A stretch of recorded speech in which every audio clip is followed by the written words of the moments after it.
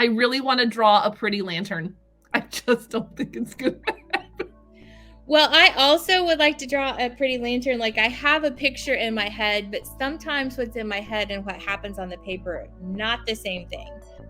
Hello, Doodle and Chat. I'm Carrie Baughcum. And I'm Mandi Tolen. And this is our Doodle and Chat in color minisode. And today, Mandi and I have gathered up all of our Tombow markers. Am I saying that right? Is it Tombow? That's what I call them, Tombow. I guess. It's not spelled like that, right? Oh, it is. Yeah. Yeah. But I don't know about you, but like Tombows are a slippery slope. They are sexy little pens that that I do not enjoy drawing with. I'll just say that right out. But they're beautiful to draw with, like when you get used to it, and they make you want to draw more, buy more of them, because you want to be good with them. Yes, I don't have as large of a collection as you do, but every time I go and they have Tombows on sale, I'm like, but I don't have that color, and I don't have that color, and I might need that color, and I probably don't, but I want them. All right, so now on to Doodle in Color. So Doodle in Color is when Mandi and I try out a new tool to draw with. And so today is Tombows. And specifically the brush tip of Tombows, because Tombows are two-sided. And so there's a brush tip, and then the other side, like I have some that have like a little fine point, and then I have some that have like a chisel tip on them. So chisel tip and fine point tip. Mm-hmm. But we are going to use the brush tip today. We committed to the brush tip. Mostly because we're gluttons for punishment and just because it'll be more fun. It will be more fun. I'm excited.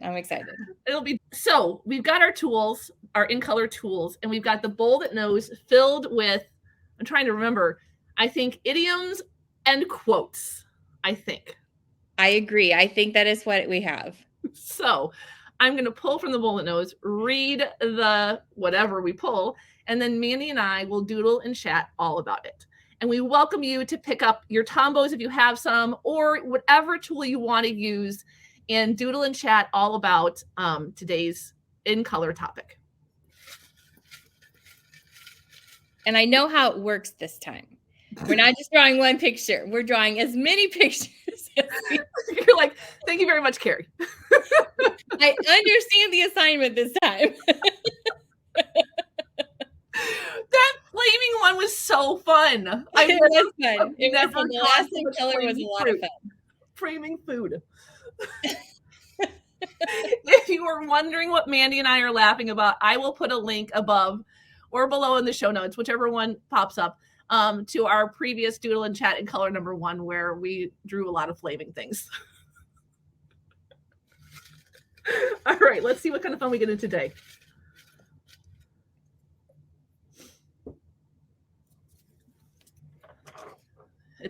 Transforming ocean, beast of love discovers all. Lanterns swing untrue. Oh, I forgot. There are also some poems in here. So what are those short poems that are by syllables, I think? Yep. Haikus? Yes, there are some haikus in here. So we have a haiku. All right, so should we write this little, what's it called? A hyperbole? Haiku. No. Haiku. Onto our paper, and then we'll doodle and chat all around it. Yep. Also, like, whose great idea was to do a haiku? I think it was yours. I thought it was fun when I was pulling them out of the random generator on the internet.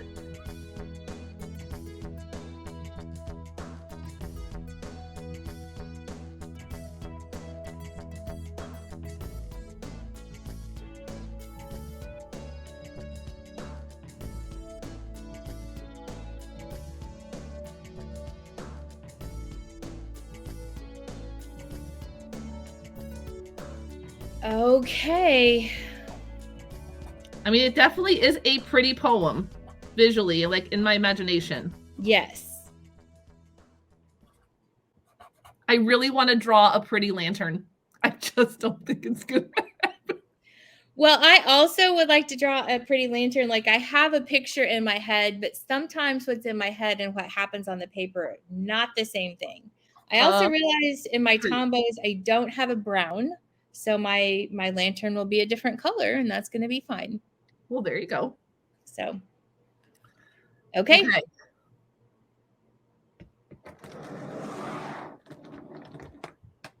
Are we ready? I'm ready. I'm trying to think of how I want to go about it. I liked that one time when we did, what was it? Oh, the poem where we did it underneath. Yeah. That was fun. I think I might go for that style today.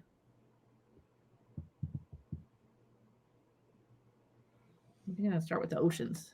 Oh, I was going to do the same thing. Great minds. Yes.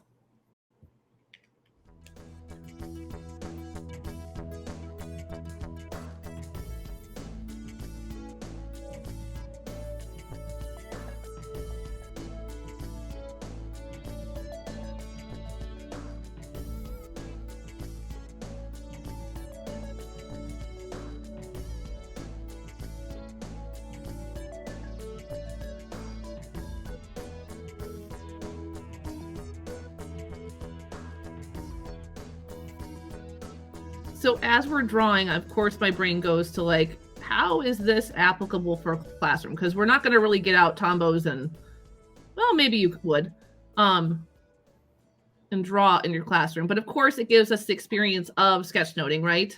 Absolutely. But I was also thinking, I think for both you and I, as educators, I think the biggest takeaway of some of these in color sessions are the discomfort of trying something new. Yes. And so that's go ahead. And that's the power of this, right? Absolutely. Or the fun in it is like trying something new. Like maybe if people are with us and they don't have Tombows, but they try something new. Well, and it also puts us kind of in the mind frame of our students, especially students, because some students absolutely love to draw. I have students who will take every opportunity that they have to doodle on my board or doodle on their paper. But I have other students who are just very uncomfortable with it.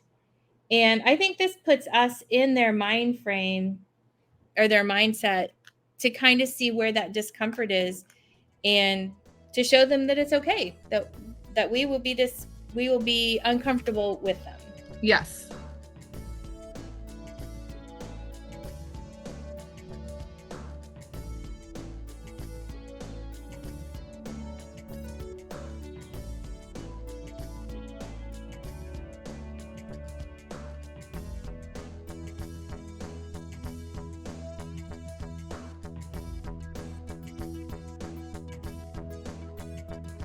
Oh, I love that.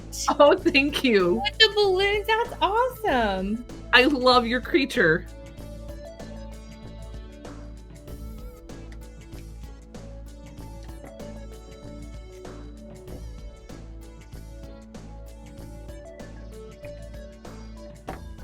Yeah, I was going to draw the strings in black, and I was like, nope, Carrie, we've committed to Tombows, so...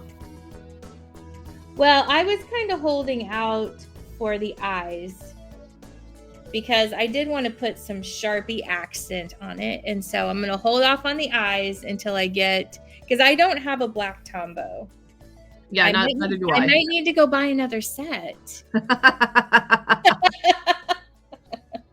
Thankfully, the Mr. Tolen is not in the room because he would be like, seriously, you think you need one more?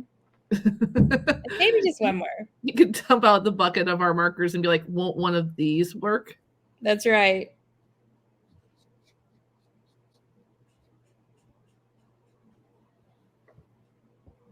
Lanterns swinging untrue.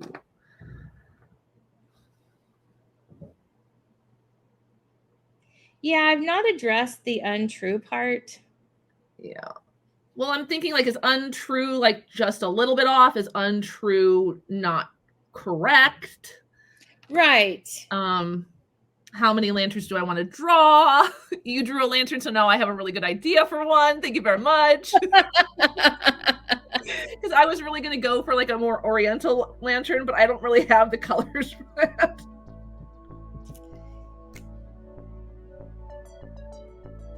I don't have gray. I have browns. I guess I could go for a brown lantern. Let's give it a try. Okay, I'm gonna try an untrue lantern. Let's see.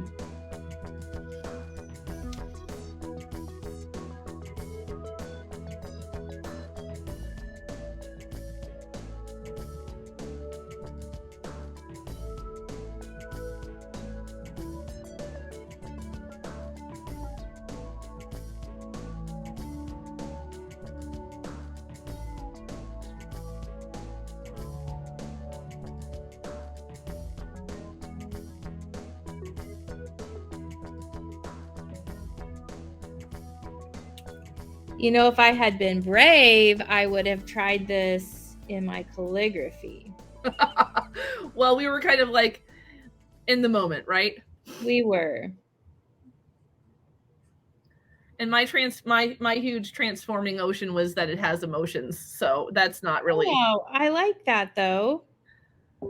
I guess I could put all the emotion. Oh, that'd be fun. I could do more emotions all throughout. And then I would love to, I think I might draw like a line so I don't color all of it.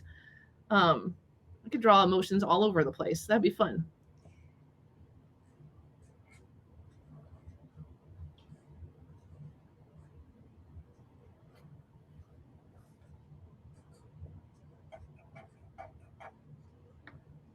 So I'm going back over this in darker Sharpie because I have an idea. And it might be a bad idea, so we'll see.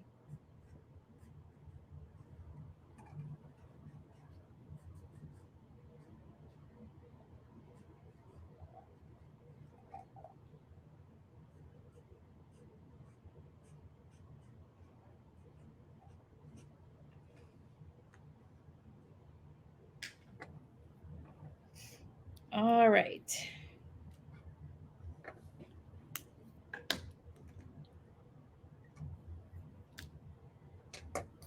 Okay, what color did I use? What were you gonna do? Oh, try to. Oh, I like that. Does it say false? It does. It does. Is that a sketchnoting technique we could pull in our toolboxes? Like, would that actually work as like a dual coding both hemispheres activity where you take a word and you think of either its opposite, right? No, its definition in a single word, and you cross it out and you write it. And if it's like, I don't know, a happy word, it's this color. And if it's, I don't know, you could color code it. Would that work? I think it might. I think it could too. And that's why I wanted to make the Sharpie a little bit darker, because I had written it in a finer tip Sharpie. So, but that would be a huge mind shift if you had kids go through text and like. Yeah. I mean, and I've done that before, because the last time we sketchnoted, I wrote, or I doodled on top of it. I don't know, there's something about connecting the word and the drawing, or connecting a word with another word, that really works for my brain. 100%. If we had kids, like, just as a modification, to go through and take like certain words that you know would be great for a sketch note, and like, I mean, I usually highlight them, and then that connects that anchors me to like what I'm going to draw. But like, if you're working through more complex text, like transforming, cross it off, put change, or put even like really simplify it down, like different or not same. And then so now people think, what are two things that are not the same? Let's draw those. Yeah. This is like trying to think of something that transforms. I think we do that naturally, but that would be a great accommodation for the classroom. Agreed. I love that lettering. It's a work in progress. It's not great, but I'm getting better. No, I really like that. Pretty happy about this one. I like it. Yeah, I just have one more idea that I want to add, and that was a fail. That's not how I wanted that to go. My brain only swirls one way. I need to think about it if I'm going to do it the other opposite way. You are funny. I'm a clockwise swirler.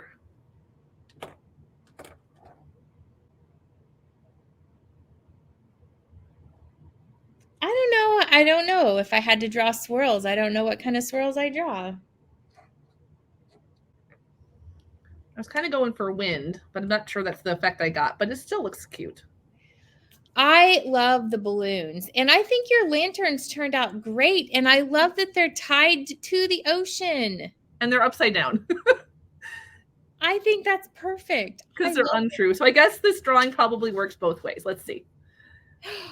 Oh my gosh, it does. I think that's fabulous. I kind of like it upside down better than I like it right side up. I think it's wonderful. Thank you. I love your animal that you did a beast. And your lettering is fabulous. It almost looks like he's surfing. I'm just gonna leave that was kind of where I was going with that. Like, it's kind of a platform for him or her or it, whatever. This was so fun and so easy, nice and short. Yes. And sweet. And yeah. And it also allowed us to think about, like, while we were doodling, like we talked about, what does it mean by lantern swing untrue? So as we were doodling, we were actually talking about the author's meaning of it, but in a fun way, like not in a super boring. So what do you think this guy meant? 100%. And even, yeah, and transforming was another word that we got a little hooked on. Yeah. It is fun. Yeah. And I really enjoyed the Tombows. I said the same thing with crayons, and I'm going to say it again with Tombows. There's something freeing about using something like that where it's going to be permanent, it's going to be on the page, and it flows a little bit differently, and it's very freeing. I agree. I will not be using Tombows again. This was not a preferred drawing tool for me, and this is probably going to bother some people, but I'm just going to leave like this. I feel like this is like the perfect part. This is the poem, like, for me. These are not a preferred drawing tool. I have them because I love Annabeth, my daughter, and her desire to have all the markers, but not crazy about the Tombows. But it was a fun experience. I really do love having that pit of your stomach uncomfortableness. I love it. Well, I think Doodle and Chat's always that, something that you and I embrace, because we get great ideas out of the uncomfortable, right? Yes. But it just, like you said, it reminds you to how it feels for when your students experience it in the classroom. You know? And we can also, like, now that we've experienced it, we can give advice. I mean, is my little launch pad exactly what I wanted? No. Am I okay with it? Absolutely. Like, I'm not going to start over. It's fine. Right. Or we might, like, what's probably people don't realize too is, like, the things that are happening in our head, but, like, it's in pen and it's on our paper. So it's done. Right. And it's okay. It doesn't have to be perfect. It doesn't have to be perfect. So much fun again. Yes. Always an adventure here at Doodle and Chat. Like, this was fun. I love it. All right, Doodle and Chat, we hope that you joined us in this haiku-inspired Doodle and Chat in color using Tombows.